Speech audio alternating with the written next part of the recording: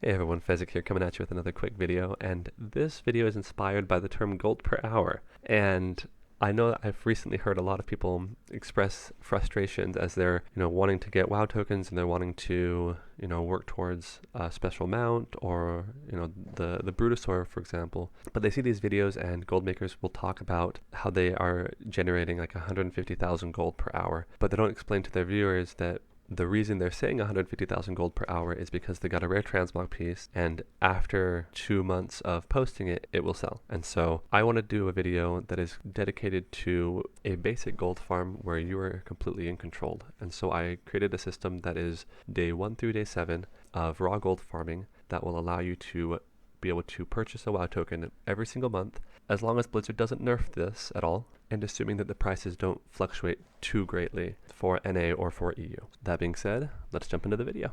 So in case you are new to World of Warcraft, I just wanted to make sure I was clear that in order to start playing the game, there is an initial cost that you can't avoid, whether it's buying the base game, buying Battle for Azeroth, or buying Shadowlands, the most recent expansion that's being released.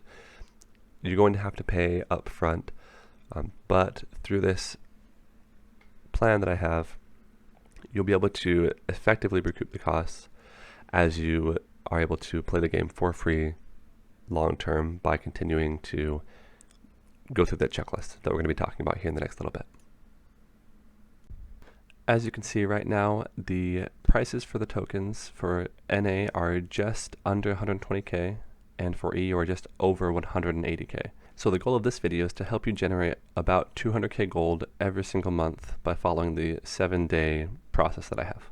And as a reminder, this is not going to be the best farm out there. This is not the most efficient way to make gold, but it is a way that you can consistently make gold and be able to set up that checklist and have every day have one thing that you can do in about an hour and be able to check it off and then move on to something else that you want to do. So you don't have to sit there and dedicate time to other activities that you don't necessarily want to do, or trying to sit there and fight the auction house. Alrighty, so to make this gold, we're going to be in Draenor, Pandaria, and using Legion LFR. Prior to Shadowlands release, if you don't have Pathfinder and Warlords of Draenor, you will not be able to fly. And so, because I wanted to make this video more accessible to those who either want to focus more on Classic, or didn't play during Warlords of Draenor, or even those who actually have Legion but don't have BFA, I've kind of worked in a few ways to be able to take advantage of this, regardless of whether or not you are a geared max level character. To speed things up, you're going to want to make sure that you have your Garrison Hearthstone, and that you also are having a Hearthstone in Shrine of the Two Moons for Horde, or Shrine of the Seven Stars for the Alliance in the Veil of Eternal Blossom. That is going to make travel much more efficient, so that you're not going back to your capital city, taking the portals to Pandaria, and then having to fly the various distances to reach the raids. In particular for the Alliance, they're the furthest south, and none of the raids are really in that direction. So to make all of this come together, we're going to need a garrison that is level 2. Once you have set up your garrison initially, I ran through the quest lines to move towards garrison level 2, and it's not a big deal, and I made sure I did everything on the ground, so to simulate what it was like to not have Pathfinder. And it took me 40 minutes. It's pretty straightforward. There's not a whole lot of stress in doing that, but there is going to be kind of this preparation that you're going to need to be able to take advantage of the raid finders in Warlords of Draenor. For most of this video, I'm going to assume that you have access to a max level character, meaning level 120 from Battle for Azeroth. I will make some notes of things that you can do if you only have Legion to do this same process. It will probably be a little bit more difficult for you, and you'll have to dedicate some additional time, specifically in dungeons rather than raids, just because running through the mythic raids in Warlords of Draenor is going to be much more difficult for a level 110 character, even with really good gear, than it would be for a low geared max level character. What I will recommend for those who have Battle for Azeroth is to take your character up through the Legendary Cloak acquisition by running through the 8.3 content, getting the Legendary Cloak, and running through a handful of world quests. I was able to gear up my warrior to eye level 430. I did have access to skipping some of the story because I've done it before. It took me 2.5 hours. I would say give yourself 5 hours to run through all of that in preparation. I don't think it'll take quite that long, but just to prep yourself for the worst case scenario, to gear yourself up to be able to easily run through all of these raids and dungeons. And here's the moment you've all been waiting for, my 7-day plan.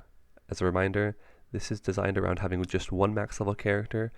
I talk about these times as doing it just on one toon every single day. And when I talk about the raids, unless I mention LFR, I mean that we're doing them on all difficulties that's available in Warlords of Draenor, being normal, heroic, and mythic. The given times are including travel time based on the flight path, not on having Pathfinder. So if you have Pathfinder, congratulations, this is going to be faster for you. And as you'll see, the gold that I have listed is actually the conservative amounts, so that you know that you will at least make this much, but you will typically make quite a bit more. On day 1, we will be in Highmaul and Blackrock Foundry LFR. This will take you approximately 59 minutes, and you will make about 6,650 gold. Day 2, we're going to be in Blackrock Foundry and Highmaul LFR. This will take you approximately 1 hour and 10 minutes, and you will net about 8,000 gold.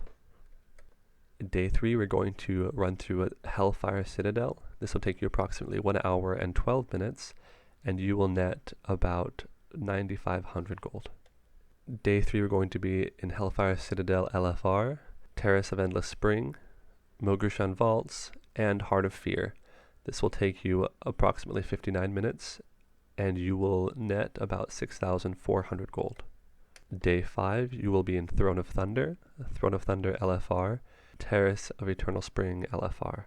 This will take you approximately 1 hour and 5 minutes, and you will net about 6,250 gold. Day 6, we're going to be in the LFR for Heart of Fear, Mogu'Shan Vaults, the Emerald Nightmare, and the Nighthold. And this will take you approximately 1 hour and 3 minutes, and you will net about 6,336 gold. Day 7 will be in the LFR of Trial of Valor and the Tomb of Sargeras, and then we're going to clear Skyreach, dungeon in Draenor, 5 times. This will take approximately 1 hour and 10 minutes, and you will net about 4,900 gold. So to be clear, this is a recommended path, not a hard and fast rule. If you find something that works a little bit better for you with your certain character, then go ahead and do that, right? Make sure that this is something that you feel comfortable with, that you feel like you can at least find some enjoyment out of, because if not, it's going to be miserable and you're going to get burned out, and it's not going to really be worth it for you at all. This checklist will be put in the description below as well as a list of honorable mentions that I didn't include in this particular list. The first one is Skyreach, where you're going to be able to clear it 10 times in about 30 to 35 minutes, and you will get 4,000 gold. Next is Blackrock Caverns from Cataclysm, and this is going to be fantastic for those who only have Legion, because you're getting just under 4,000 gold for the lockout, and it will take you about 35 to 40 minutes. Iron Docks is the next one, and this is great if you're a druid because it leaves you in the center of the dungeon. You have to run all the way back out. But in a one lockout, you're getting about 5,400 gold, and you can clear the entire instance to lockout in about 40 to 45 minutes. The next dungeon does require you to have BFA, and this is Atol Dazar. It's the Shimmer Scale Striker Shuffle, and I did a video on this before. You can check that one out.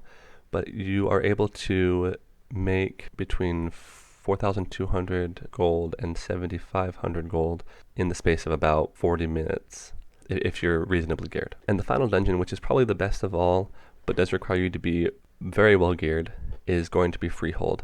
If you can clear Freehold on your own and you're well geared enough, it will take you about an hour to clear it, but you will get 7,500 raw gold. Plus, if you have any of the tailoring benefits, which I also did a video on, you can expect to get at least on my server, Tide Spray Linen is going for 2 gold each, and that is on the low end. If you're getting at least 2 gold, you're getting an additional 5,000 gold if you just throw it on the auction house. On most servers, it sells almost daily. And so I know it's not raw gold, but I like to include it in there because it sells so quickly. And so you would be looking at closer to 12,500 gold for an hour of work.